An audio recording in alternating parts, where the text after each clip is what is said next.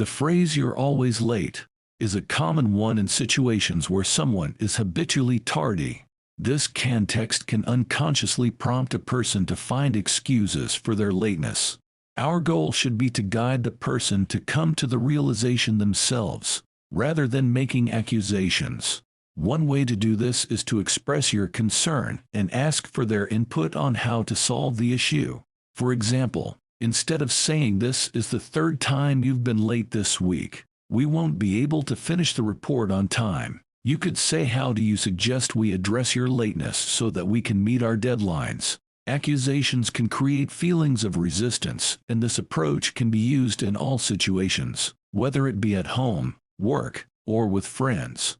This approach is supported by research in psychology, specifically in the field of motivation.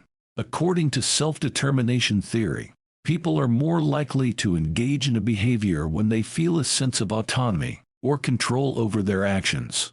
When someone is given the opportunity to come up with a solution to a problem, they feel more invested in the outcome and are more likely to follow through with it.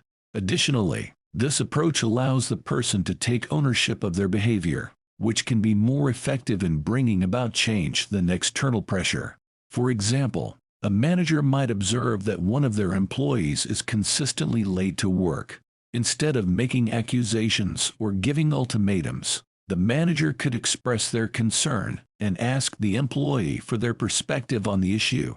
The employee might then realize that they have been staying up too late the night before, and that they need to make a change in their sleep schedule in order to be on time for work. By coming to this realization on their own, the employee is more likely to follow through with the change than if they were told to do it by their manager. In a personal relationship, the same approach can be applied. Instead of saying "you're always late" to a friend or partner, one could express their concern and ask for their input on how to solve the issue. For example, "I noticed that we're always running late when we make plans.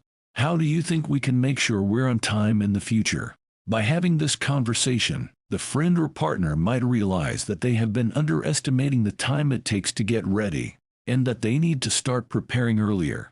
It is important to note that this approach is not about ignoring the problem or avoiding confrontation.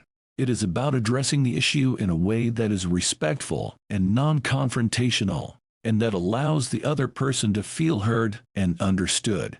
By expressing concern and asking for input, the person is more likely to take responsibility for their actions and come to a solution that works for everyone.